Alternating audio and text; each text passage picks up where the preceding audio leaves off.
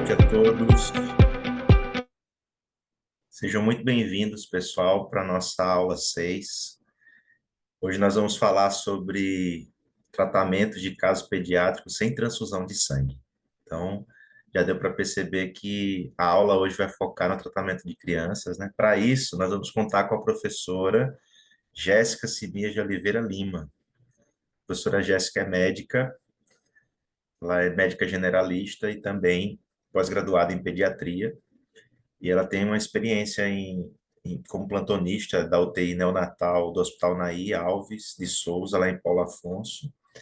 Também tratamento ambulatorial em pediatria, né, no SUS, pelos municípios de Água Branca e Pariconha, além do consultório de pediatria em Delmiro Gouveia.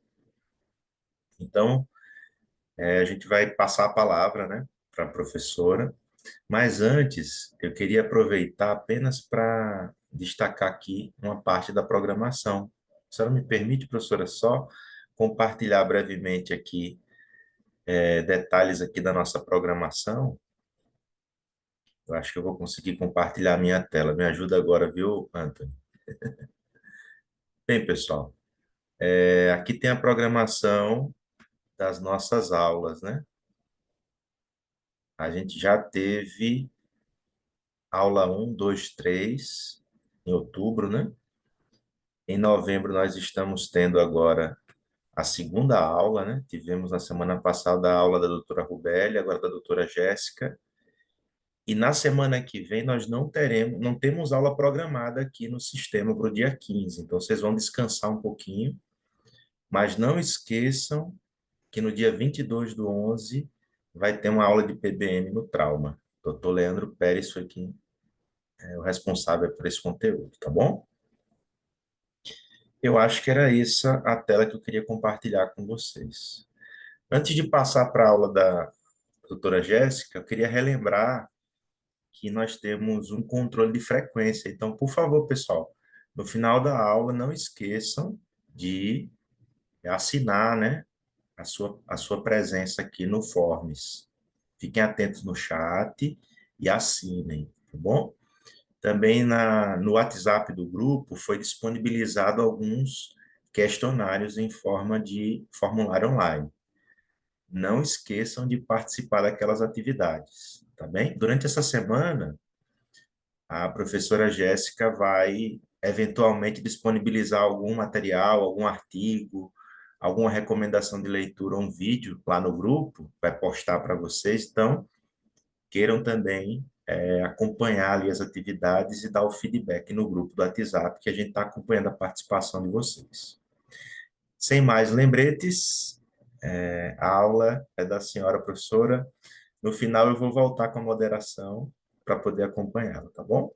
E o áudio vai ficar no celular, não é isso? Tá bom, combinado. Vou pedir para o Anthony destravar o seu áudio aí no celular. Isso. Boa noite a todos. Estão escutando bem? Tá ótimo, tá Tá. ótimo. Eu vou compartilhar aqui a tela rapidinho. Tá bom, vou aguardar para lhe dar o retorno aqui. Tá bem.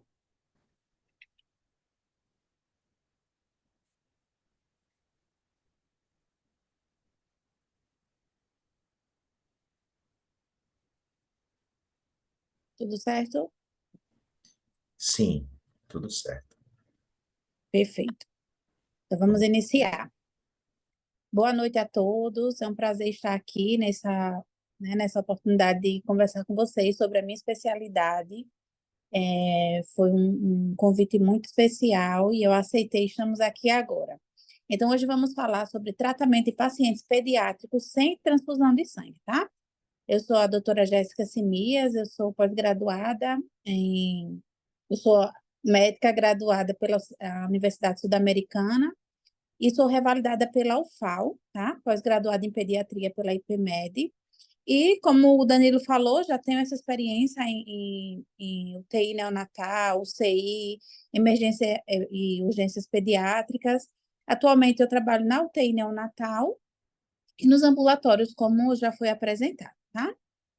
Então, só para destacar que eu não tenho conflito de interesses em nada, nada de interesse financeiro, nenhuma marca, nenhuma máquina, nada. É só mesmo para fins de conhecimento, tá? De transmitir o conhecimento. Os objetivos da aula principais são entender o que são as estratégias de gerenciamento de sangue, compreender as peculiaridades da aplicação dessas estratégias aos pacientes pediátricos, certo? Conhecer alguma das técnicas que podem ser aplicadas na nossa faixa etária pediátrica e saber reconhecer e tratar adequadamente a anemia na criança. Isso é muito importante, porque muita gente acha que tratar anemia é sulfato ferroso, 1 gota por quilo, e não é bem assim. A gente vai entender hoje também, tá? E porque vale a pena a gente aprender sobre essas estratégias. Porque, como já foi dito em algumas outras apresentações, os estoques aqui no nosso estado e no Brasil são muito baixos. A transfusão de sangue está entre o quinto procedimento mais usado, porém, uma parcela considerável pode ser desnecessária. E são muitos os riscos dessas reações transfusionais. Inclusive, elas são subnotificadas, praticamente ali 80% não são notificadas, tá? E é um procedimento caro também para o serviço. Então, vamos focar no PBM. O que é? Vou dar só uma pincelada aqui por cima, vocês já tiveram uma aula que explica bem sobre isso. É manter realmente, é um conjunto de estratégias que a gente vai, clínicas e cirúrgicas, que vamos fazer 3 coisas: manter a concentração de hemoglobina, otimizar a hemostasia e minimizar a perda de sangue para melhorar o resultado do paciente, tá? E quais são os objetivos dessas estratégias do PBM, do gerenciamento de sangue? É demonstrar que o manejo do sangue do próprio paciente é uma prática clínica segura e baseada em evidências sólidas. Melhorar os resultados clínicos do paciente, minimizar ou evitar transfusões de sangue e, com isso, reduzir também os custos para a saúde, tá? E é importante, gente, lembrar que, por isso que é importante essa aula relacionada apenas à criança, que os recém-nascidos e as crianças, elas são diferentes totalmente do adulto. Não é que a criança é um adulto pequeno, não. Ela tem a fisiologia, todo o seu, a sua fisiologia em si, toda única, individual, tá? Dependendo sempre do peso, da idade. Então, isso é muito importante para a gente. E outras coisas, o volume sanguíneo e a massa eritrocitária deles variam de acordo com a idade e o peso. As demandas de oxigênio nesses pacientes, né, pediátricos, especificamente os lactentes, que são aqueles menores de 2 anos, são os lactentes, eles são maiores do que em adultos, são mais tolerantes, né, a anemias graves, o corpinho deles consegue tolerar melhor, mas eles têm um nível de limiar de transfusão mais baixo, principalmente quando o quadro não é agudo. Então, eles toleram melhor, o corpinho deles se adapta melhor a uma hemoglobina um pouquinho mais baixa, tá?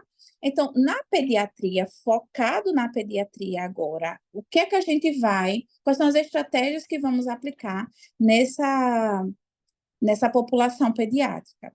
3 principais: otimizar a massa eritrocitária e o status da coagulação. E a segunda, minimizar as perdas de sangue, a gente vai entender como, e também eles são mais tolerantes à anemia, como eu acabei de falar. O que eu posso fazer para otimizar a massa eritrocitária desse paciente pediátrico? Tudo vai lá, né, na formação, né, na síntese da hemoglobina. Com isso, ferro, B12, folato, a eritropoetina tem um papel principal ali para a formação. A nutrição da criança é super importante. E para isso a gente vai focar aqui no tratamento, nesse protocolo de tratamento de anemias e diretrizes para terapia com eritropoetina. Vamos entender. Aqui no protocolo, ele nos dá algumas alterações laboratoriais e a, a, a hipótese diagnóstica ali é uma anemia por deficiência de ferro, é mista, é doença crônica. Então, a gente vai focar nos exames. Vamos lá. Tem uma anemia. Se a ferritina tiver menor de 30 e a saturação da transferrina menor de 20, eu já começo a pensar que é uma deficiência realmente apenas por deficiência de ferro, né, carencial. Se a ferritina tiver entre 30 a 100 e a saturação da transferrina é menor de 20, eu já começo a pensar em uma doença mais crônica. Na criança, o que é que a gente pode observar? Uma subnutrição, né? Uma criança não está se alimentando bem faz um tempo, uma criança já está menor, né? Não teve essa questão nutricional. Então, a doença crônica, como a desnutrição mesmo, é uma causa, tá? Nos nossos pacientes pediátricos. E também com deficiência de ferro, né? Carencial. Se a ferritina tiver mais de 100, com a saturação transferrina baixa, anemia por doença crônica, a gente já começa a pensar se tem alteração aqui na função renal, a gente vai pensar por uma doença renal. Se tem alteração de B12, ácido fólico e aumento do volume corpuscular médio, então a gente já pensa em uma anemia megaloblástica, tá? Aqui é só para a gente ter uma noção, né, do que pensar ali de acordo com os exames. Então, a pergunta que não quer calar: como, então, eu faço esse tratamento da anemia por a deficiência de ferro em si? Vamos lá. Primeiro, a gente tem que saber o que é anemia. Anemia é a diminuição, né, da hemoglobina com outras alterações laboratoriais. E para a criança, a gente vai dividir aquelas em 3 grupos, que são os recém-nascidos, né, que ele já tem uma policitemia, né, fisiológica, ou seja, já é mais como se fosse hemoconcentrado pelas questões ali dentro do útero.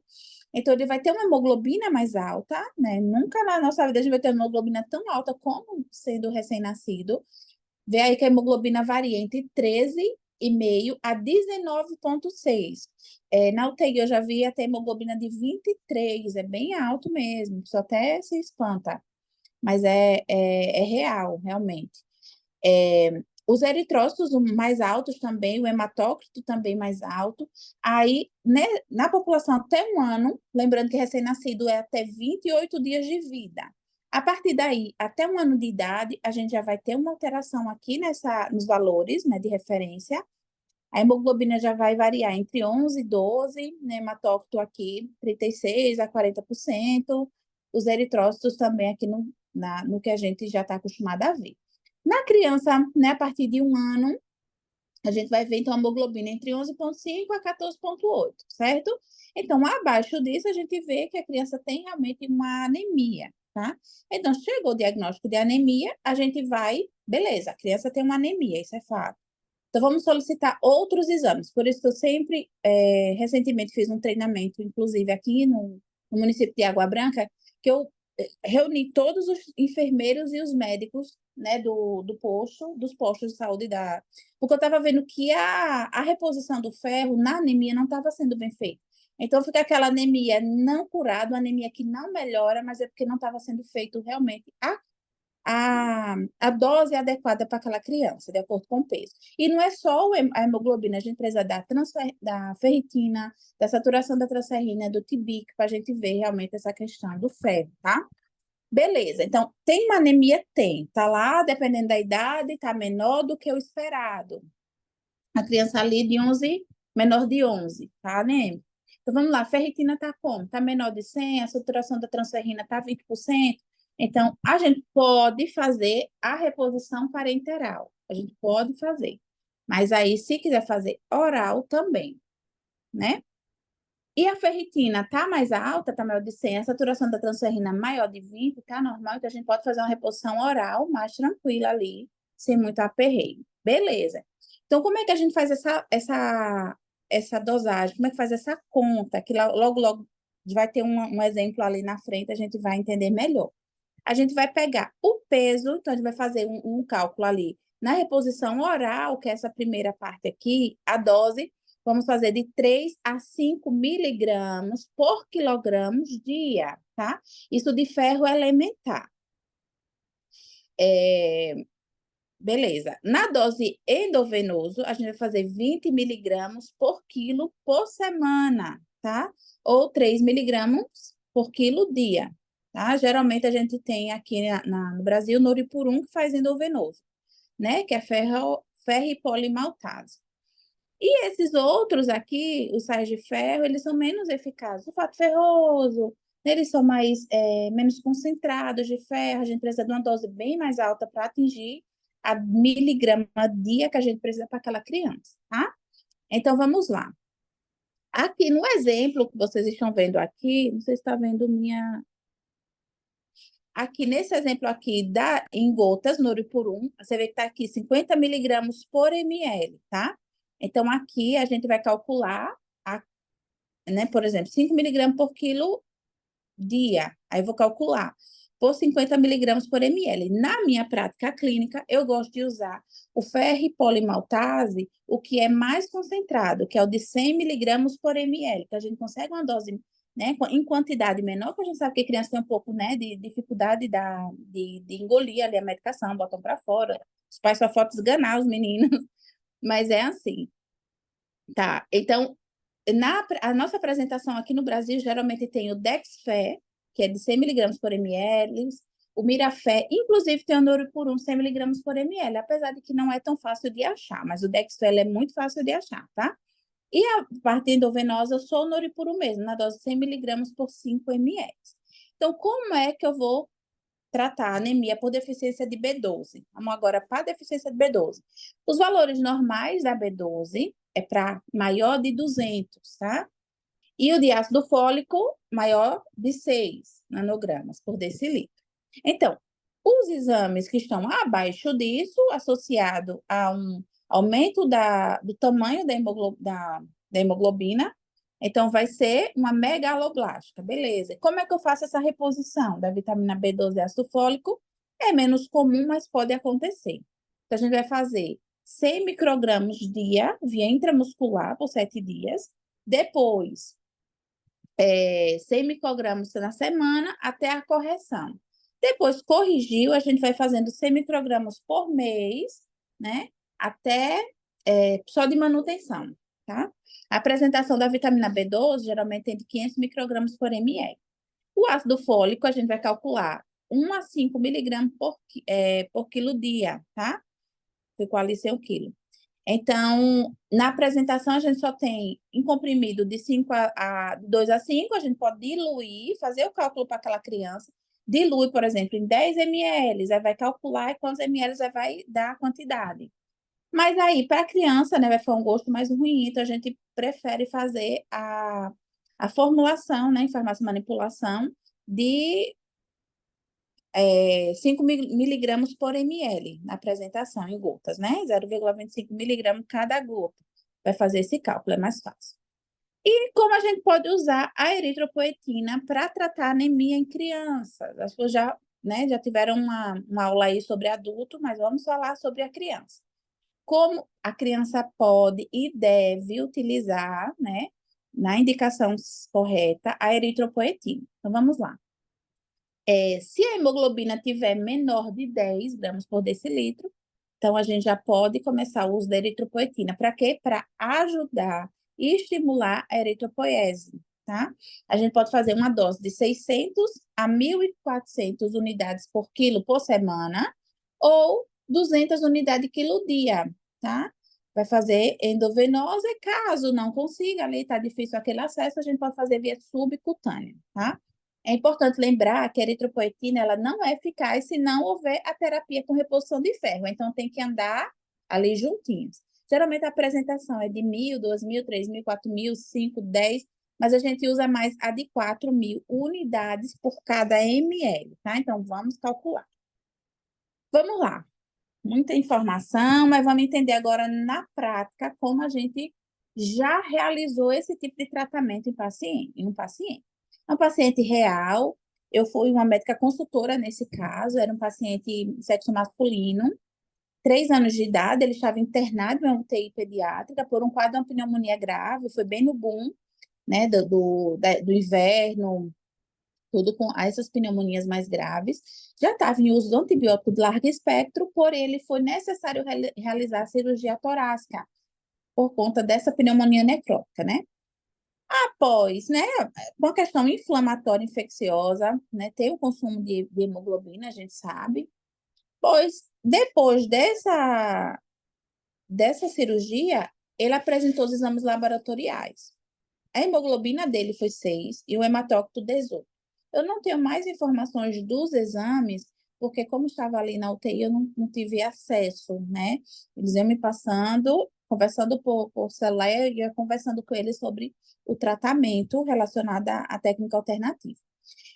Então, no dia, né, que fez esses exames, a médica que estava de plantão na UTI, ela recomendou a transfusão de sangue para esse paciente. Então, de acordo com o que vimos até agora, o que é que vocês acham aí? Realmente precisava, não precisava, dava para aguardar, o corpo se recuperar? Realmente é necessário o uso do ferro? Se fosse, é para fazer oral ou venoso? Podemos utilizar eritropoetina nesse caso desse paciente? É uma coisa a se pensar, né? Então, vamos lá. O que foi feito nesse paciente? Vou calcular tudo aqui com vocês. Eu não coloquei o peso da criança, mas é 13 quilos, tá? Esqueci do peso. A gente fez, né, todo o suporte lá com o médico que estava de plantão. Depois, no outro dia, no segundo dia, no terceiro dia, no caso, da internação, outro médico entrou e ele conseguiu, né, escutar, a gente conversou e tudo direitinho e fez todos os cálculos, começando o protocolo nessa criança. Então, a gente fez, né, oral ou venoso? Foi uma pergunta que eu fiz para vocês. Venoso, vamos fazer o cálculo de venoso, mas também a gente vai também calcular oral para vocês saberem aí calcular na prática de vocês, tá? A dose, lembrando que venoso, ferro venoso no por 1, 100 miligramas por 5 ml, ele vem, a gente vai calcular 20 miligramas por quilo semana, bem aqui, ó, tá? Ou 3 miligramas quilo dia do ferro, tá? Para a gente saber quanto miligrama total eu preciso repor para essa criança, a gente precisa fazer essa fórmula aqui, que é a fórmula de Ganzoni, tá? E vai para aplicação semanal, tá certo? Então, a gente vai pegar aqui o peso da criança, não, a hemoglobina que eu quero que ele esteja. Qual é a hemoglobina que eu desejo que ele esteja aqui? Eu quero que ele esteja aqui com 13 de hemoglobina, mas ele estava com quanto? 6. Então, a hemoglobina que eu desejo menos a hemoglobina que está, vezes o peso dele, que é 13, vezes 2,4, que é uma regra, mais 500. Então, no total, deu 718,8 miligramas de ferro para o tratamento completo dele, tá? Tratamento completo. Então, essa fórmula vai me dar quantidade de ferro total que eu preciso fazer para o tratamento como um todo, tá? A dose EV, eu posso fazer no máximo 0,5 ml por quilo dia, 3 vezes na semana, ou de uma vez só 0,35 ml quilo dose, uma vez só por semana. Então, o que é que a gente vai fazer? Calcular 13 quilos vezes 20 miligramas, que é o que que é o máximo aqui na semana, eu posso fazer até 260 miligramas por semana. Porém, o máximo cada dose é 0,35. Então, considerando que 0,35 ml por quilo semana, a dose máxima ofertada para esse paciente, eu já fiz toda a dose aqui, deu, que é 3 ml, né? Mas, na semana, eu só posso fazer 4,55 ml, que corresponde a 91 ml por semana. Eu podia fazer no máximo 260, mas pelo cálculo lá do peso, eu só posso fazer 91, tá? Por dose. Então, eu vou diluir a cada 1 ml, que ele precisa para 20 ml de soro fisiológico, tá?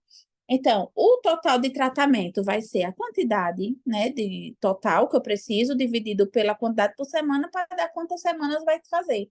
Então, deu 7,9 semanas, então a gente vai fazer um total de tratamento de 8 semanas para esse paciente, tá? Então, como ficou a prescrição dele? Noripurum, 100 miligramas por 5 ml, vamos retirar 4,55 ml, que corresponde a 91 miligramas, tá? Mais cada ml é 20 de soro, então vai dar 91 de soro fisiológico. Vamos correr um total de 95,55 em 3 horas e meia, tá? Ou 27,3 ml hora em bomba de infusão, uma vez por semana, durante 8 semanas, tá? Então, aqui é para a gente saber quanto tempo vai durar esse tratamento dele relacionado a miligrama total do tratamento. Espero que tenha ficado claro aí para vocês. Agora, vamos pensar que a gente fosse, né, tratar esse paciente com ferro oral. Vamos lá, vamos calcular. Considerando que eu vou calcular 5 miligramas a cada quilo, né, por dia, via oral, O Noripurum aqui é um sim, um zero, tá? Noripurum vai ter 50 miligramas por ml, ou o Dexfer, que eu falei com vocês que na minha prática é melhor para usar o Dexfer, 100 miligramas por ml. Eu vou fazer uma dose em miligramas, tá? 13 vezes 5 miligramas. Aí vai dar 12 miligramas. Aí eu sempre divido por 5 para dar dose em gotas, é um padrão.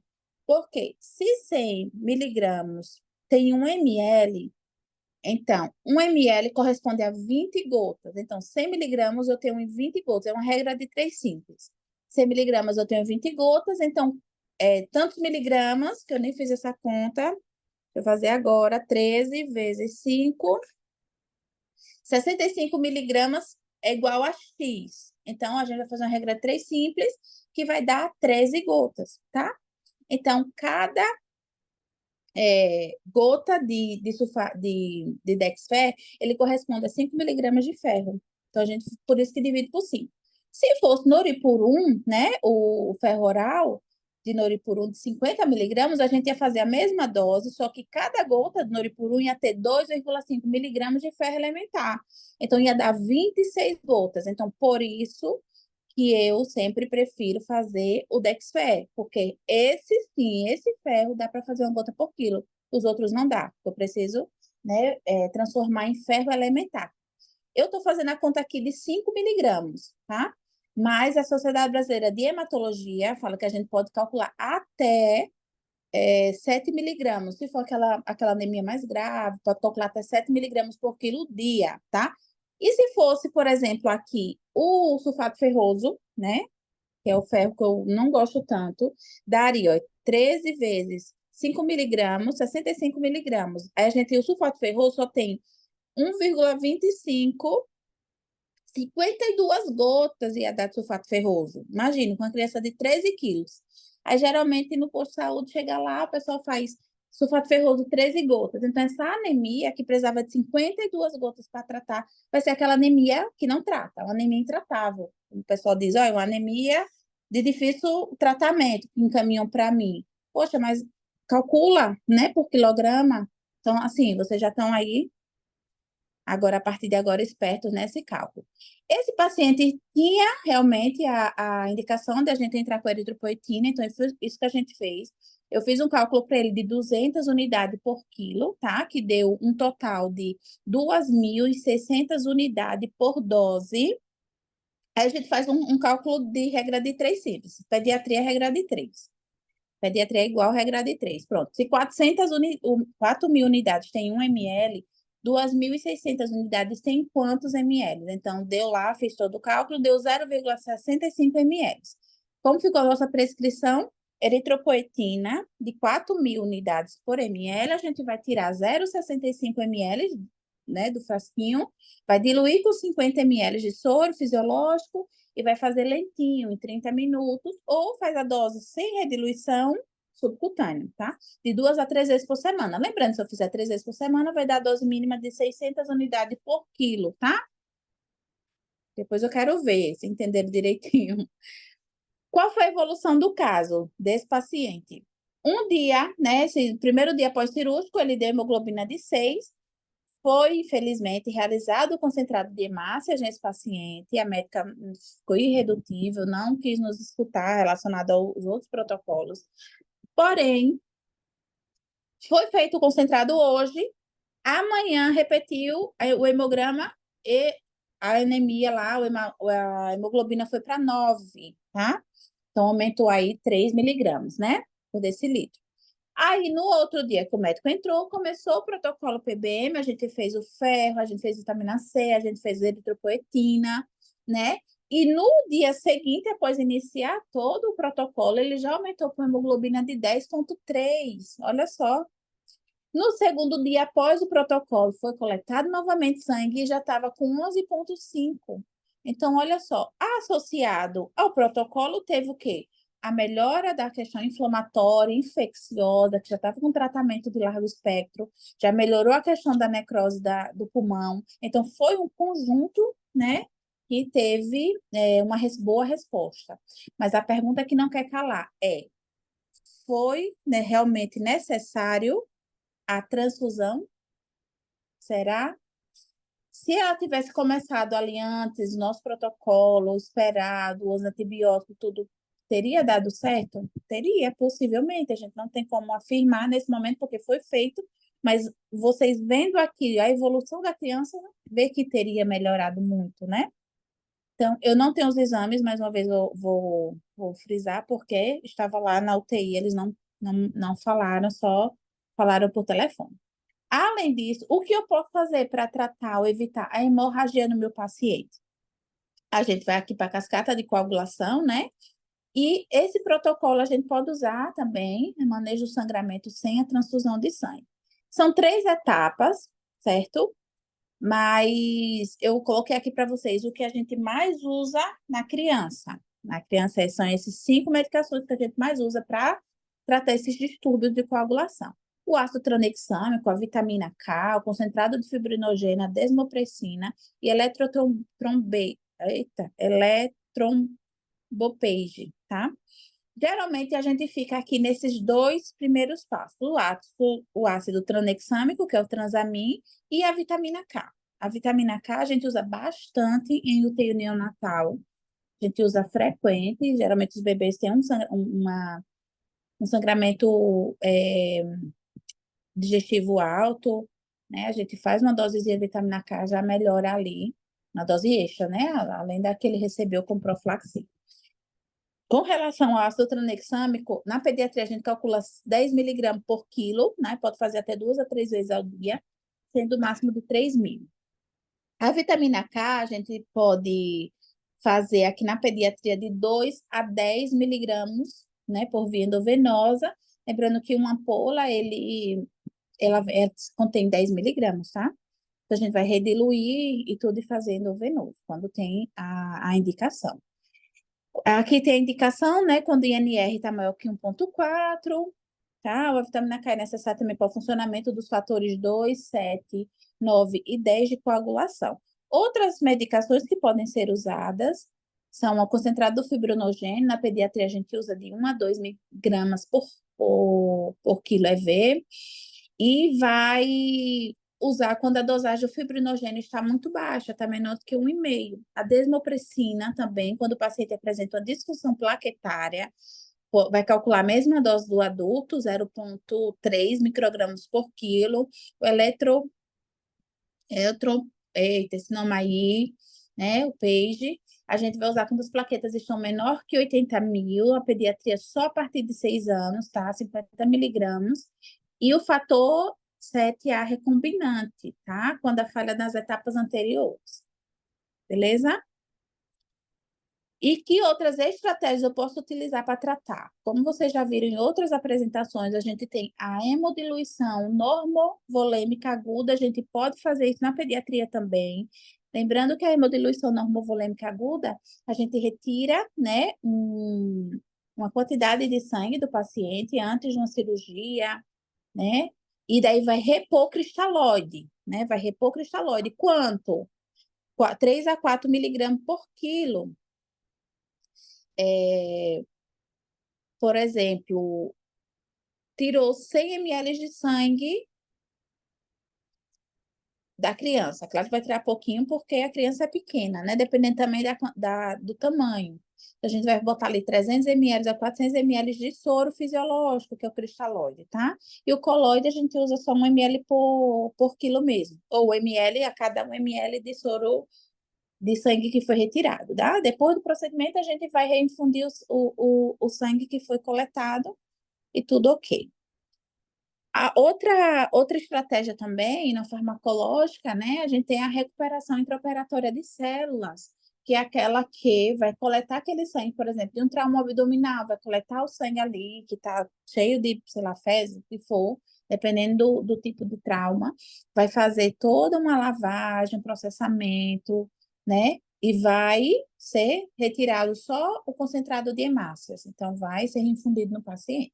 Ajuda bastante. E é usado. Isso aqui não é coisa de livro, não. A gente tem na prática mesmo. Tá aí essa máquina, olha, vendo, recuperando, fazendo a limpeza, tudo. Era um mioma enorme, né? Foi do adulto. E ó, o concentrado de hemácia aqui bonitinho, Ou seja, é tudo para o lixo, né? Isso aqui foi recuperado. Isso aqui tem melhora bastante a mortalidade dessa criança ou adulto. E outras coisas na pediatria, especificamente na pediatria, a gente, ó, diminuir as flebotomias, né? Tá lá, todo dia. Coleta uns tubos desse tamanho. Um RN, por exemplo, tem 2 quilos, 2,5. Eu peguei RN de até de 500 e poucas gramas.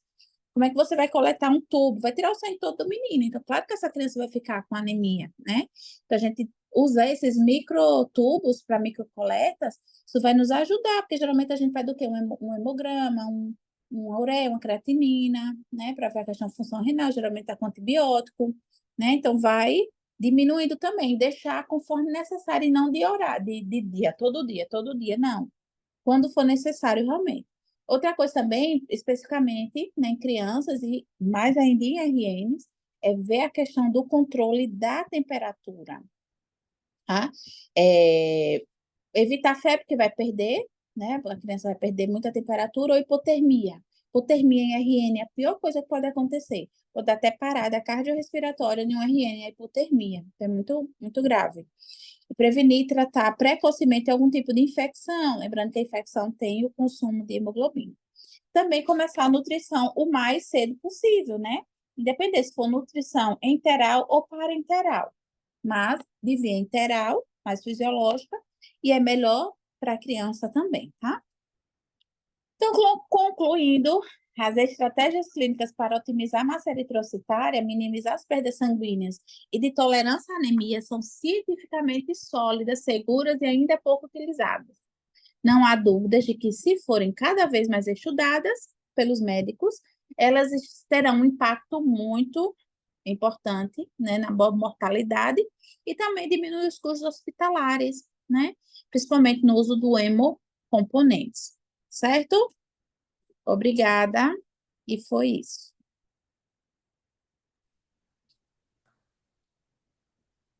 Muito obrigado. Obrigado, viu, professora Jéssica, pela explanação. Foi muito bom ver que é usado, né, de protocolo do PBM, os fármacos, eritropoetina, reposição de ferro, inclusive ácido tranexâmico. Existe também aí instrução técnica, estratégia para que esse arsenal farmacológico seja usado também para crianças. Muito E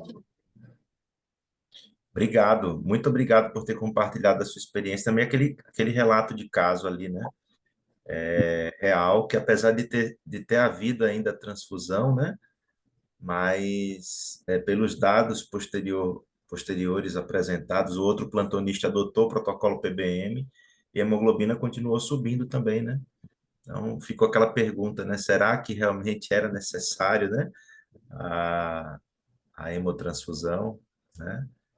E o paciente ali estável, né? Então, isso faz a gente pensar que, de fato, muita transfusão está sendo feita sem o critério, fazendo com que o paciente seja submetido a riscos desnecessários. E isso já está sendo muito relatado, né, atualmente. é verdade.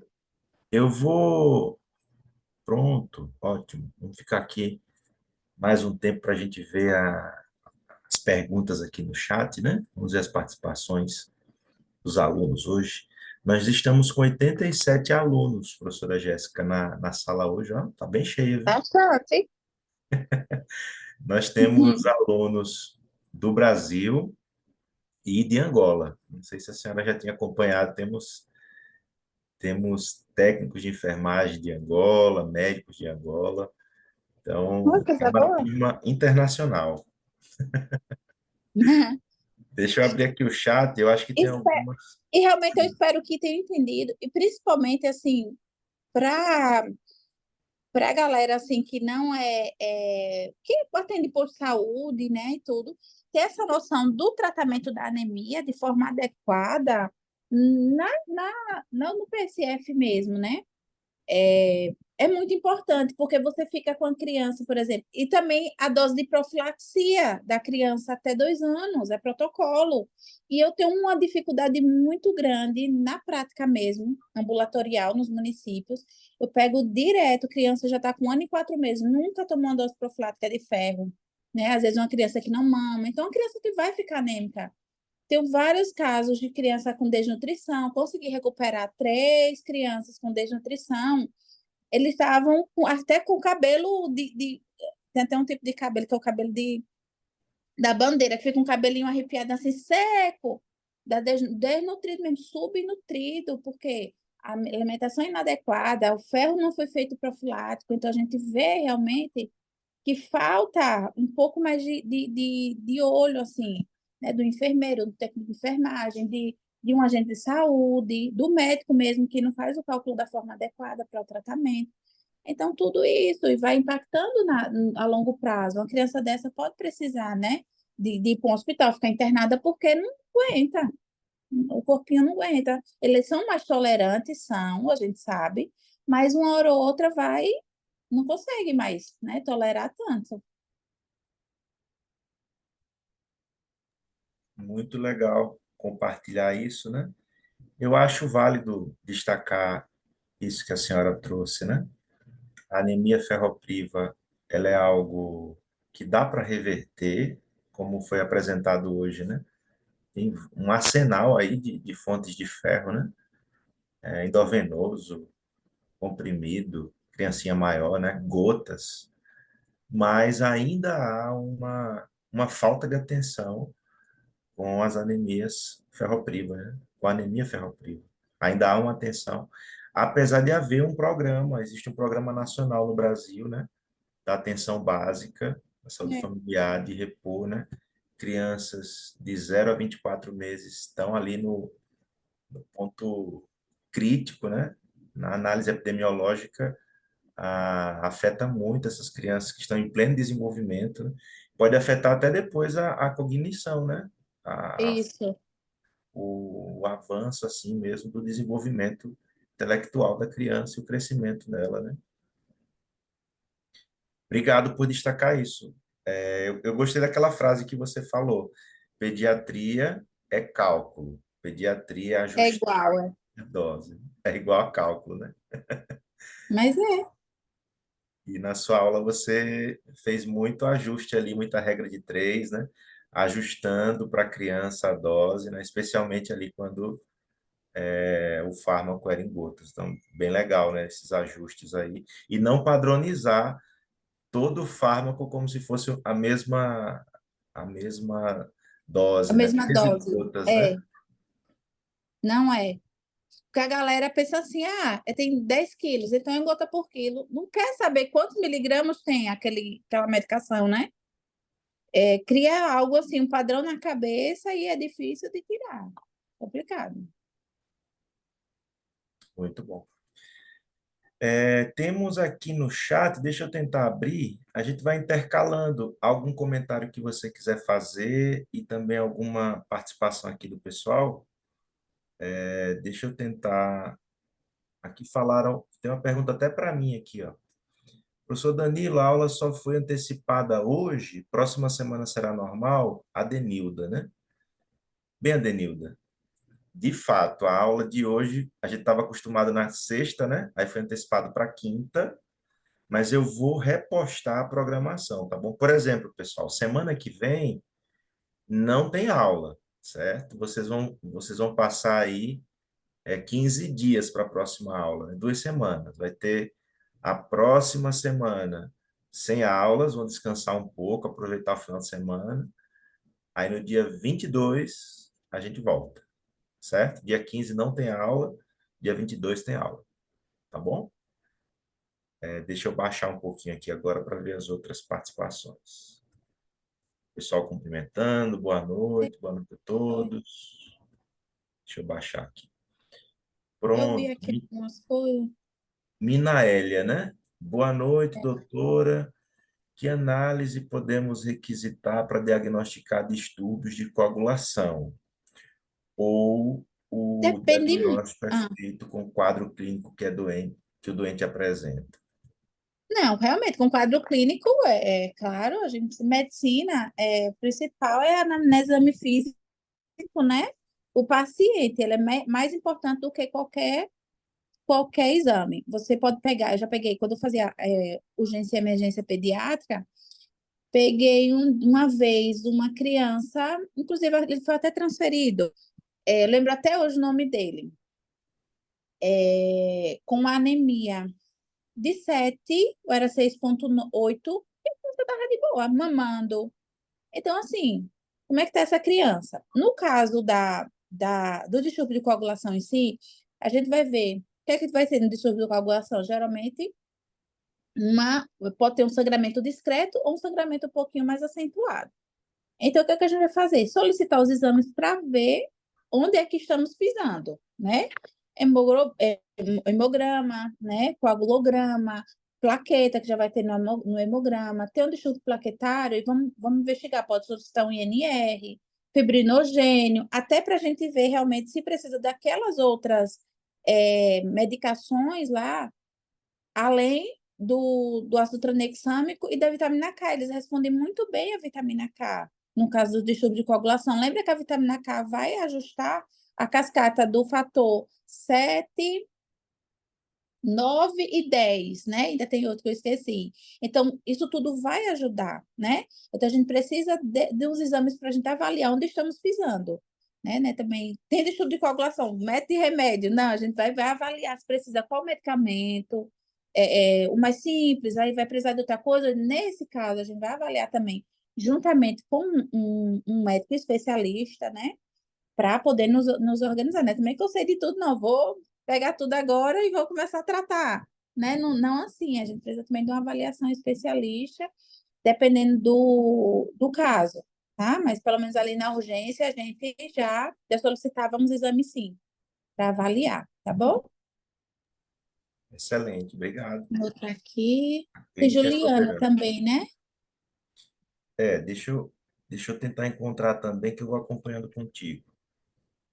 Aqui tem, Juliana Santos, né? Porque Próxima. alguns profissionais de saúde preferem a hemotransfusão ao invés de implementar protocolos de gerenciamento de sangue do paciente em certos casos. E certos não, na maioria, porque é mais fácil. Você quer, por exemplo, tá lá, tô lá com essa criança que eu acabei de falar, hemoglobina 6,8, a criança tá excelente, tá ótima, tá brincando, tá correndo, tá conversando com a mãe, tá comendo, tá mamando, né? Porém, era uma desnutrição tipo kwashiorkor, ela tava gordinha, só que era inchada.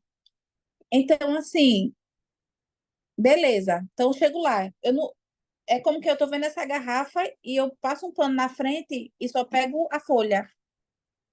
Pronto, 6,8 tem que transfundir, tá? Chega, transfunde e acabou o meu problema. Entreguei meu plantão, ó, tinha uma hemoglobina baixa, fiz a transfusão e fui embora.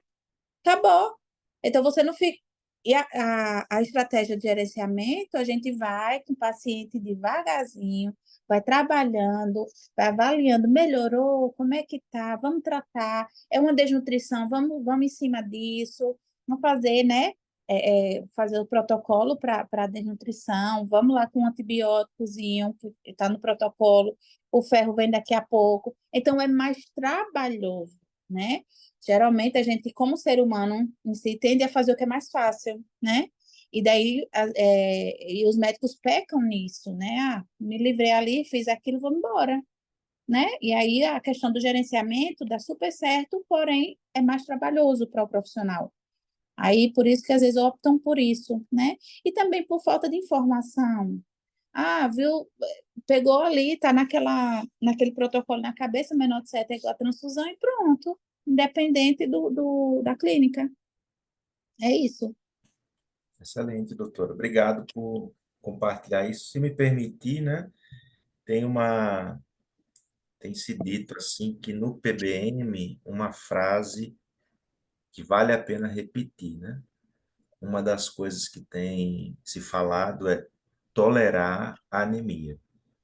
Tem se dito que o paciente tolera uma hemoglobina de 6, uma hemoglobina até de 5. Tem criança, especialmente as crianças, né? É, Muitas crianças toleram níveis baixíssimos de hemoglobina, 4, né? Menos que 4. E às vezes essas crianças estão no dia a dia, há vários relatos, né? Especialmente estudos que vêm da África também, né? Onde a condição de repouso e a pobreza, a dificuldade assola com mais intensidade, né? E os estudos são feitos nessa linha também. Então, é meio que assim, o paciente tolera, tem mecanismos fisiológicos para compensar o organismo, né, doutor?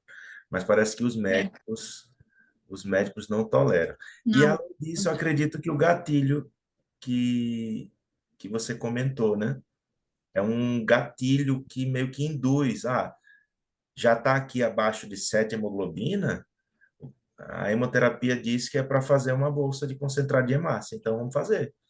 Aí depois faz o novo hemograma, tá 9, né? Saiu de 6 para 9. Então, estou realizado, né? Acabou. Recuperei. É, E depois não tem a vamos puxando. hemovigilância, não acompanha aquele paciente, né? Qual foi a reação relacionada ali com aquela hemotransfusão, as complicações posteriores. A, a, Inclusive, eu vi já uma complicação de hemotransfusão aqui no hospital.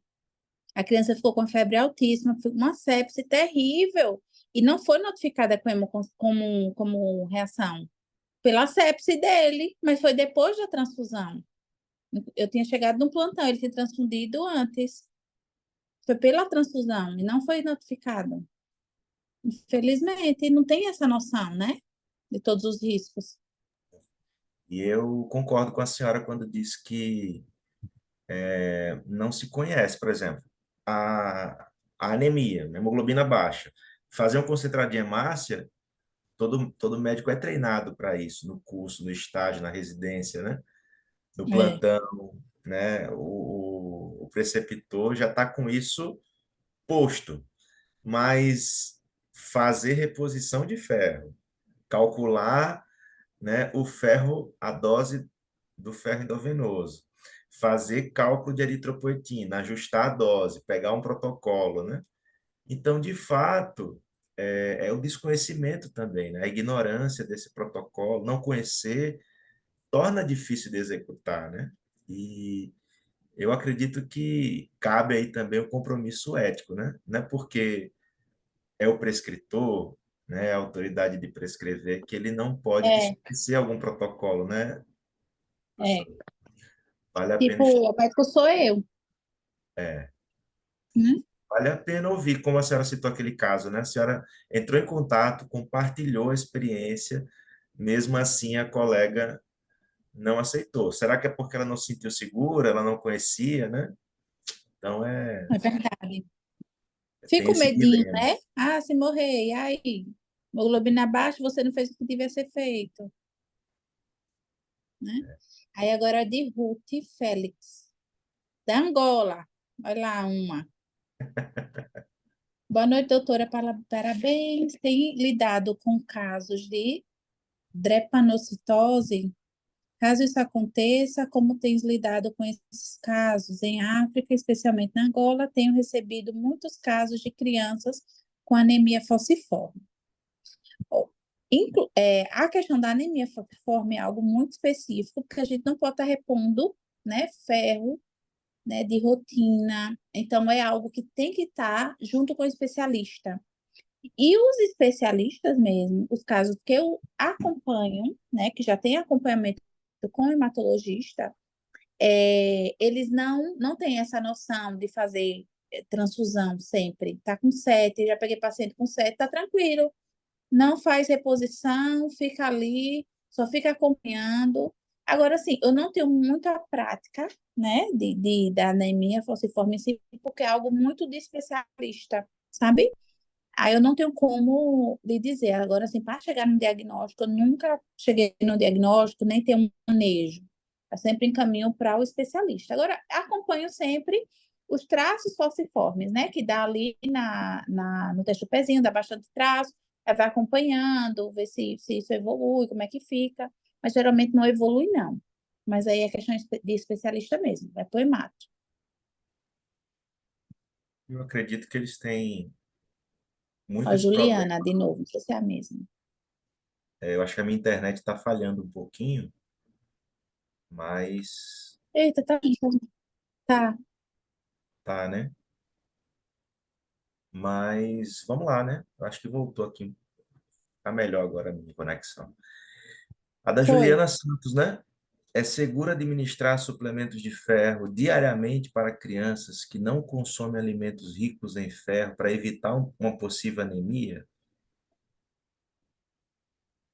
Não, depende, né? Depende. A criança, qual a idade? É menor de 2 anos ou é maior de 2 anos? Porque se for menor de 2 anos, a gente tem, pelo protocolo do Ministério da Saúde e pela Sociedade Brasileira de Pediatria, fazer o ferro profilático. A dose vai ser diferente. Ferro profilático é de 1 a 2 miligramas por quilo dia, tá? Então, aí é melhor. O cálculo é bem menos. Não é uma gota por quilo, vai ser menos de uma gota por quilo se for Dexfer, tá? Vai ser menos da metade da gota por quilo ainda, tá? Aí a gente calcula direitinho. Beleza. Geralmente essa criança até 1 ano, até 2 anos de idade, até 1 ano a criança come tudo, como até pedra, se você der. A partir de 1 ano começa uma seletividade alimentar que a gente espera para aquela idade. Próximo aos 2 anos, pronto. Gostava de banana. Hoje, banana eca, não quer. Aí começa uma seletividade, porque começa a entender, o paladar vai se adaptando ao que ela quer comer. Aí vem a sabedoria dos pais a lidar com isso. Você tem que comer o que tem que comer e não o que você gosta, sabe? Você vai organizando a questão da dieta. Agora, é uma criança maior de 2 anos, aí não, a gente só vai fazer a suplementação se houver necessidade.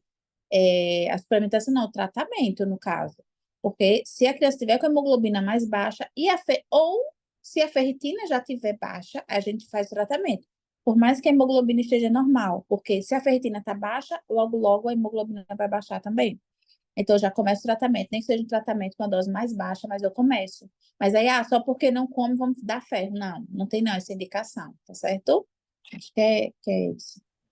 Tem um elogio aqui para a senhora.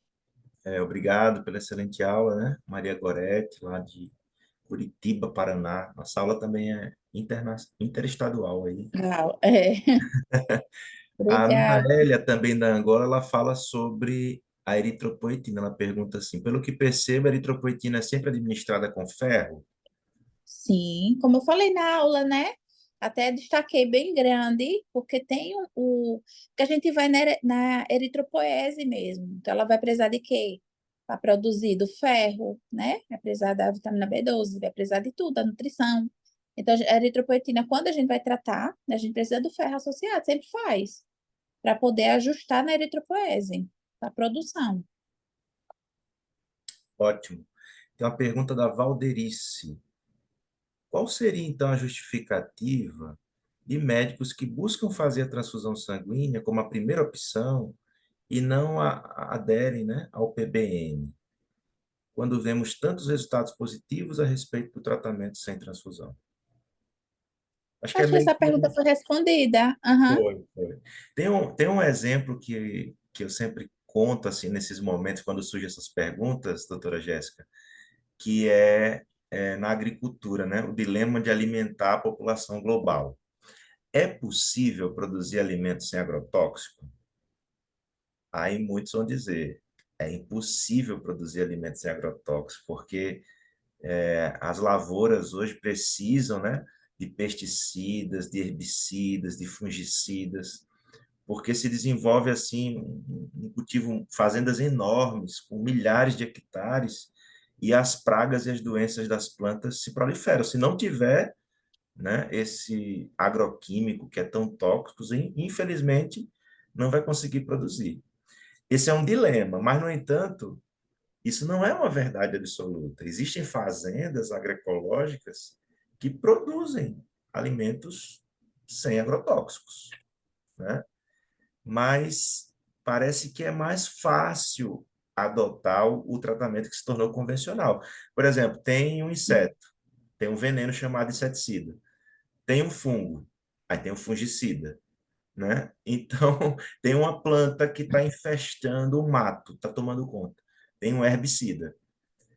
É mais fácil, é como a senhora falou, né? tem uma anemia, a hemoglobina baixou de 7, 6, faz, né, o hemocomponente, né? Então, é o que se convencionou. Há décadas se tornou comum, por mais que haja evidência de que aquilo não é o melhor, né? Mas até que se conheça um conjunto de estratégias, né? Que venha a ser colocado e venha a ser seguro, né, para o profissional que está prescrevendo e para a equipe que está dando o suporte para o médico, né? Talvez leve tempo. É por isso que a gente está com o curso, né? Por isso que a gente está Para com. levar, é. E ela mesmo colocou, isso acontece somente com criança, com a pediatria ou adulto. No adulto é mais ainda. No adulto é que é, minha filha.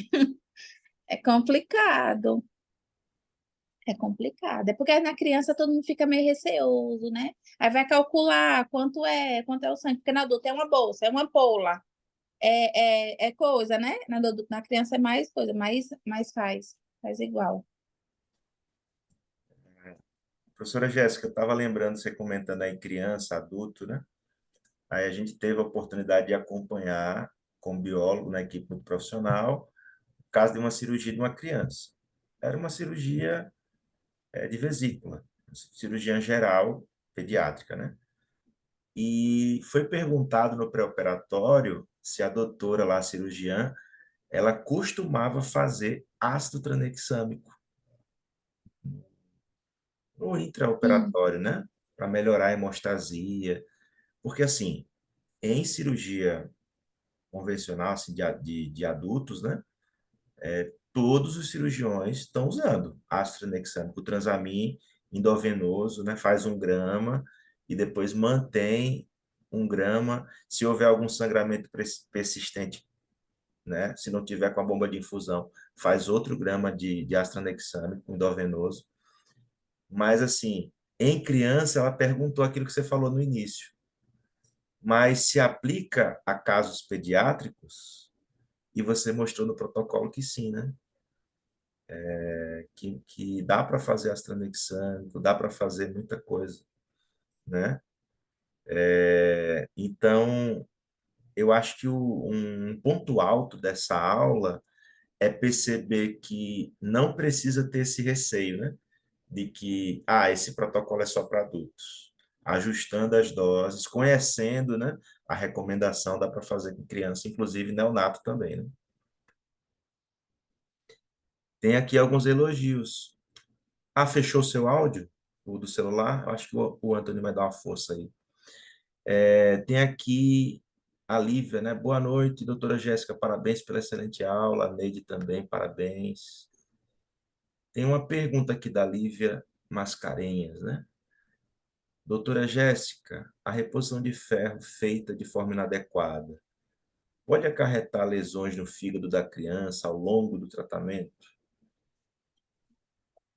no caso, inadequada, baixa ou alta demais? Porque se for baixa, não, não tanto, né? Agora, se for uma dose muito alta, talvez. Certo. Lembrando que a gente sempre tem que calcular aquela dose que é preconizada, né, pelo protocolo lá, de 3 a 5 e até 7, dependendo, né? Você deixa o 7 já para né, para um especialista já fazer a dosagem certinho. Doutora, a senhora citou o protocolo na aula de hoje, foi aquele do site Bloodless, né? Do Dr. Alceu, né? É, Acho que depois a gente pode até deixar no chat aqui, né? é. Botar no Vou grupo colocar do no Zap, grupo. né? Botar no grupo É, do Zap, né? O site lá, bem legal. Aquele protocolo tem muita coisa para pediatria, né? tem muita coisa, criança, tudo direitinho. Gostei muito dele. Excelente. Obrigada, Vera. Parabéns pela sua aula, Vera Lúcia, né? Daiane, boa noite. Não consegui acompanhar o chat, a lista de presença já foi enviada, só Uhum, não era nem para ter lido. Será que esses profissionais não gostam de matemática e fórmulas, né? Aí foi a Gorete perguntando sobre uhum, o cálculo lá. também. Uhum. Eu acho que dá para a gente colocar, por favor, o link de frequência, Antônio, para o pessoal já ir anotando. Obrigado. Aline, né? Doutora Jéssica, o protocolo apresentado já foi implementado em bebês prematuros com menos de 28 semanas? Em caso afirmativo, houve eficácia? É, eu não, ainda não acompanhei nenhum caso de prematuros, né? Prematuros extremos, né? 28 semanas é extremo, é, mas é uma imaturidade muito, né, acentuada. Mas geralmente esses bebês, eles passam um longo período em UTI, né? Então, possivelmente já, porque na UTI que eu trabalho, fica bebês um pouquinho maiores, quando é menorzinho assim, vai para a capital. Então, ainda não consegui, né, acompanhar nem fazer protocolo em nenhum bebê prematuro, certo?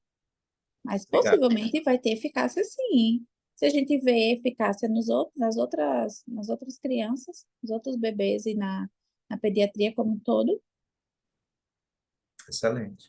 O protocolo fala neonatos, né? Eu acho é, que inclui prematuros, né, doutora? é porque o prematuro ele é uma é a parte, porque é uma fisiologia ainda muito imatura, né? A questão renal tem que ter muito cuidado, especialmente a Entendi, renal, hepática, né? Teria que ajustar muito bem essas doses. entendi, entendi. Agora, uma coisa que eu reparei, comparando as doses de eritropoetina com as doses dos adultos, quando você apresentou ali o protocolo, eu estava olhando, é de 600 a 1.400 neonatos. É uma dose bem alta, só que como ele tem um peso bem pequeno, né? Treina.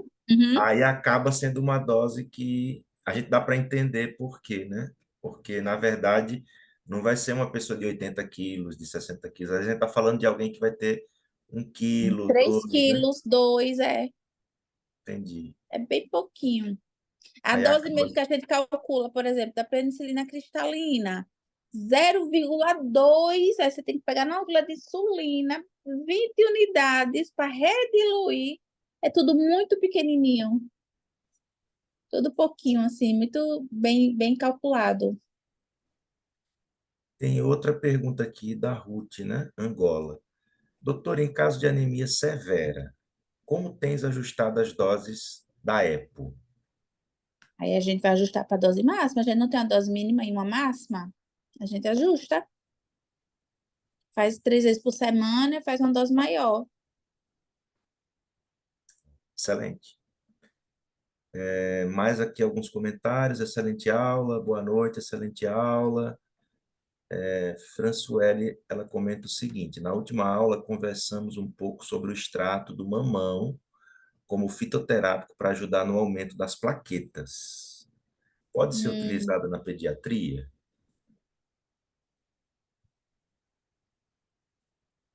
Você pode responder essa, por favor, Danilo? Eu, eu, eu acompanhei, eu sei que tem um relato, eu não sei se foi você, doutora Jéssica, que acompanhou um caso, Parece que foi. eu acho Que que eu- foi que, né, que a gente acompanhou junto esse caso. Eu estou lembrando aqui de Santana, que acabou indo para Maceió, ou foi de Palmeira dos Índios. Era uma criança com dengue severa e as plaquetas. Foi mesmo. Foi esse mesmo, acho que nesse caso a gente estava junto, né? E lá eles decidiram, você prescreveu inicialmente que ela tinha também anemia, né? Ferro e eritropoetina. Aí a gente vê que a eritropoetina já tem também um fator de estimulação, né, Jéssica, lá no, na parte de plaquetas também, né? A eritropoetina acaba estimulando também, mas esse extrato, ele foi usado no caso da criança. Os pais levaram como suplemento, né? Porque não entra como remédio, é uma folha, é um suco de uma folha, então entra como lanchinho, entra como suco e o médico autorizou e os pais conseguiram fazer apenas 3 doses. Eu lembro que esse caso era uma criança assim, 12 anos, 11 anos, e parece um efeito milagroso. Duplica, as plaquetas estão 70 mil, vai em 3, 4 dias, vai para 140, 150, né? Agora, os estudos, da PubMed, eles falam muito de adultos, né, diagnosticados com dengue severa, dengue hemorrágica, né, quando ela está baixando ali, cai de 150 mil e rapidamente vai para 80 mil plaquetas, a contagem, né? Então, geralmente é usado. Agora, é algo que também não é preventivo, né? Ninguém vai fazer uso Já tem uma... de extrato de mamão que é amargo, é ruim, preventivamente, e assim, há relatos de que pode também ser nefrotóxico, né? Então, geralmente é algo agudo. A pessoa tem esse quadro, né? E é feito 3, 4 dias, de manhã e à tarde, faz o uso do suco, né? E pronto, para. Se não resolver naqueles 3, 4 dias, vai ter que ser encontrado outra estratégia, né? É os casos que a gente tem acompanhado. Tem ainda uma pergunta aqui. Não, acho que a frequência, eu quero só dar uma pausa aqui para reforçar a frequência. Aconteceu, pessoal, de alguns não conseguirem preencher. Aí eu reforço aí, ó, vá no chat, por favor, não deixe de entrar aí no. O Antônio até reenviou agora, né? Não deixe, por favor, de entrar, assinar lá o seu nome, data, não. Temos aqui ainda 77 pessoas conectadas, então aproveite, não esqueça, por favor. Eu acho que só agradecimentos finais. Agora eu vou passar para a senhora, né? Excelente aula. Obrigado por compartilhar a experiência, o conhecimento profissional. Com certeza é diferente ter aula com um médico, é diferente de só uma exposição teórica aqui dos conteúdos. Obrigado mesmo, viu, Jéssica, por compartilhar sua vivência. Isso enriquece muito, né? Excelente aula, aula maravilhosa, agradecemos muito. Eu acho que o seu telefone fechou de novo o áudio, não foi? Ah, sem querer. Eu vou passar para ti, para você fazer as considerações finais, e eu quero aproveitar e registrar o meu agradecimento a você. Sei que você tem uma vida corridíssima, você cuida de um maridão, cuida de um bebê aí, né? De um filho, e, além disso, tem o seu plantão na UTI, na UCI, tem ambulatório, tem o consultório. Então, obrigado por ter parado esses dias para preparar esse conteúdo para a gente. Só gratidão. Com certeza é bom ter uma aula específica de pediatria, até porque é específico, como você explicou na aula, né? Obrigado por compartilhar sua experiência e espero que dê tudo certo para na turma presencial, no auditório do IFAL, você se deslocar e dar mais essa contribuição, essa generosa aula para a gente, tá bom? Obrigado. Passo para você fazer suas considerações finais e agradeço também a presença de todos na aula de hoje. Isso, obrigada, né? Obrigada a todos. Realmente foi, foi muito bom, né? Compartilhar com vocês. E assim, para vocês verem que é possível, é algo real, é algo palpável, né? A gente pensa assim, ah, é teórico. Não, você faz na prática, que são estratégias simples, de coisas simples, né? Que você pode fazer realmente e dá certo, gente, dá certo. Então, assim, eu só tenho a agradecer também, né, pela oportunidade de estarmos aqui. Bastante gente, né, conectada, foi muito bom, bastante aluno. E agradecer, só agradecer mesmo e em outro momento a gente se vê novamente. E me sigam no Instagram. Até coloquei o Instagram lá no final da aula, que Tá tem certo. bastante coisa. A gente vai então deixar postada a sua aula, viu, no Instagram do curso, e eles vão poder rever. E durante essa semana, professora Jéssica, vamos deixar Isso.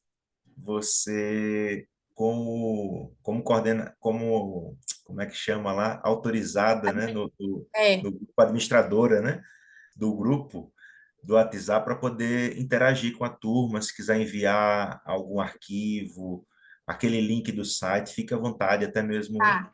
relembrar aí o seu Insta, né, para o pessoal estar seguindo lá o Instagram, será muito bom. Eu Pessoal, boa vou, noite, viu? eu Ah, vou sim, sempre estar interagindo mais à noite, porque certo. durante o dia é impossível. Tá bom, Viu? tá Tchau, bom. tchau. Boa Tchau, tchau. noite. Obrigado, viu? Obrigado, Jéssica. Nada, Obrigadão. tchau. Boa noite a todos, pessoal.